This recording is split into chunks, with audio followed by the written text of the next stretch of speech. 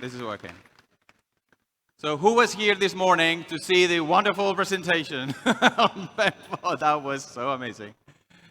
This is the one I got, so we can use this one. Okay, so we can have both? Okay.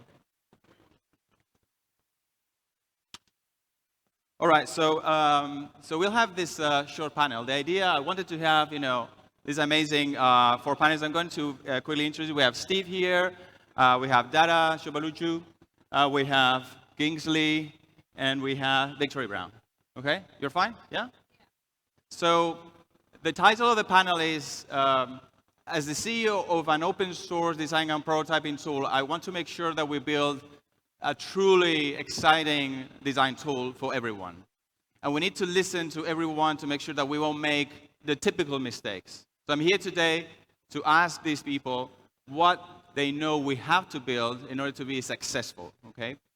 So I'm going to ask each one of my fellow panelists here a question that I believe blends well with their expertise, and then take notes. I'm going to take notes. Actually, I'm going to hand this so you can turn it on when I'm going to take notes. So I go back to Spain and make sure that we do a great job and listening to you. So who's coming next? So coming first. So Kingsley. So well, Kingsley, you might know him. Is a open source design advocate and is an active member of OSCA and Chaos and many other organizations. And I think the question for you, Kingsley, is how do you think that intersection between open source design and how a design and prototyping tool like Penpot and the broader African open source community should intersect, specifically around design? Okay, thank you so much, Pablo. My name is Kingsley, and I am a UX designer. So if I got your question is how Penpot as a tool can intersect, the African open source ecosystem, especially around design. Okay, one, I think I'm just going to break it into 3. So I think first being that Penpot currently, which do not have a community, right, can build a community, right, like Penpot design community that is focused, focused on the African ecosystem, right? And that's one. And secondly can be, for example, events like this, like OSCA. We also have event on Title Design Conference that holds yearly. So I feel like Penpot, can organize like co-located events, right? In conferences like this to help preach the gospel of this tool. I personally have checked out Penpot and I feel like it's a cool tool, alternative to, of course, Figma, XD, and a couple of those prototyping tools. And thirdly, I think organizing timely or occasional meetups, right? So it could be virtual, if not in person, right? Having leads, right, to organize occasional meetups to preach the gospel, of course, Penpot, being a good alternative. As a design maintainer at Chaos Africa, I know that one of the challenges is that, of course, Figma can accommodate a lot of persons because you have to pay for it, you have to subscribe. But Penpot being an open source alternative to that, right, could help solve this issue because it's free. And of course, more communities can get to maximize, this tool and all that. So I think first is community, building your community. If you can't build your community, collaborate with, of course, OSCA and some of the open source, for example, in Chaos too, we have like different working groups. Example is the design working group. I believe that Penpot can collaborate with the design working group, right? Within the ecosystem, and then we get to use these tools. I feel like maybe some of these points, if Penpot consider this, could actually help spread the gospel of Penpot, in the African ecosystem, open source ecosystem. Thank you. Thank you. Super great insights. Writing crazy here. So, Victory, you're next. Victory, she's super active in the open source design community, of course, around OSCA also. Actually, we met in various of those online meetups that you host. I think it was a few months ago that I asked you a similar question, not exactly phrased like this, but it's how do you think open source designers in Africa can help a design and prototyping tool to become #1 in this decade? Right. All right. My name is Victory Brown, and I am an open source designer. I get asked a lot of times how designers can contribute to open source, and this is one of those ways, through contributing to Penpot. Now, to make Penpot the top design tool, especially here in Africa, designers can help by using the tool. By using this tool to make designs. I think my first encounter with Penpot, aside from my relationship with Pablo, is through the Penpot Bottle Design Challenge.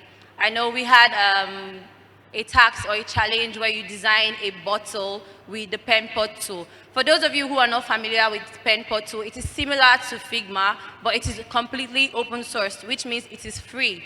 So we designed a bottle and then posted online, tagged the Penpot team, and then it got retweeted. So in ways of using that particular tool and posting on social media, you have given that tool visibility and advocacy. And that's also a way of contributing to open source, because by using that tool, you can also provide user feedback. Let's say, for instance, you were designing and there's something you enjoy about Figma that you cannot find on Penpot.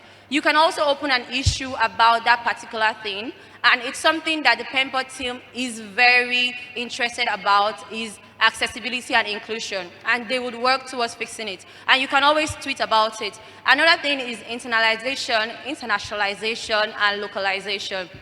This is done in helping them to, translate user documents to African languages. Africa is a very big continent, and we have over 20 countries in the space, right? And each country speaks a different language. You from Somali, you from Egypt, anywhere you're from, you can actually help by translating documentation to your language, right? And you can also work on internationalization.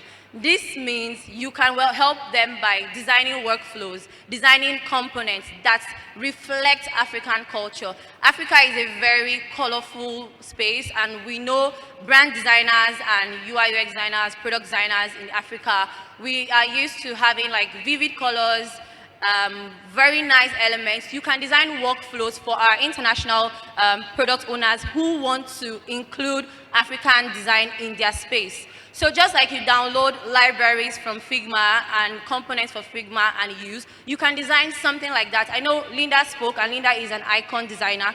You can design something that tells of the African culture and also add to the Penpot design system. That's a way of contributing to open source. And talk about it. It's a way of contributing to open source as a designer. Talk about it, make a tweet, tag Pablo, tag Penpot, and in all of those ways, you are advocating for that particular tool, thus making Penpot #1 and also contributing to open source as a designer. Thank you. Thank you, Victoria. That was great. I'll move now to my peers here. So, Dara, you go next. So, well, you've been a product designer. You've been a product designer that has now a product management, with a product management background. And you have a ton of tutorials, UX, UI. But among the many topics that you're excited about, accessibility and collaboration in design between users and developers is key topics. Around that, how do you think your main concerns should be addressed in how we build a tool like Penpot? Thank you very much, Pablo, for the question, and thank you, Oscar, first. So accessibility and collaboration is something that is very important, especially to discuss in gatherings like this where designers and developers meet. Because one of the long-age battle has been designer understanding developers and developers understanding designer to achieve the pixel-perfect design.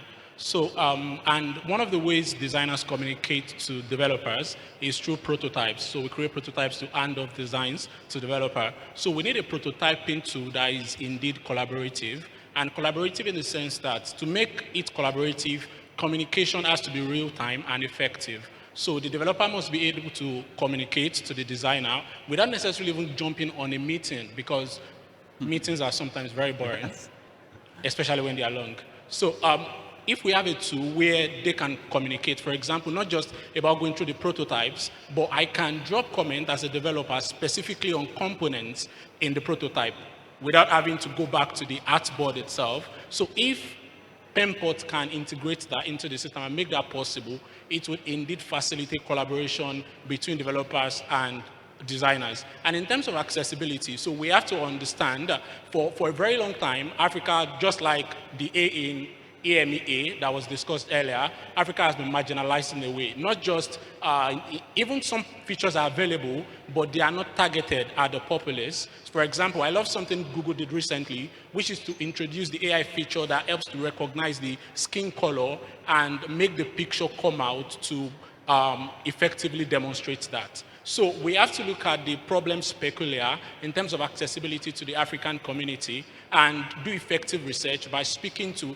as many as possible designers and developers who have their skin in the game to understand the problem that is actually going on. And accessibility really is about making the product usable for people that have one or two impairments, people who are disabled, maybe speaking impairment, hearing impairment, or whatever. So one of the features that would actually help is to make the prototyping tool have screen readers, such that if I'm designing a product for a disabled community, for example, a product to be used by the people who have hearing impairment, I would want to test it with them during the usability testing process. Without that particular feature, I wouldn't be able to do that. Yeah. I wouldn't be able to do it at all. So it would be nice for the prototyping tool itself to consist of some of the features that would enable designers and developers test their designs and their products before they actually going into production. And that in itself will reduce the cost of producing and development, and eventually contribute to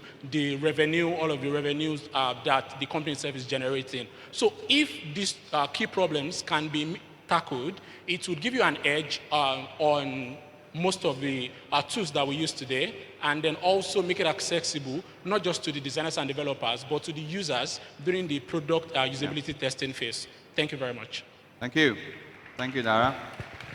And last, we have Steve. So you migrated from brand identity design to product design. So in doing that migration, what do you think the role of tools were? For you specifically, or for other people perhaps considering tools within one or the other space as key drivers for that successful migration? Hello everyone, my name is Steve and I'm a designer.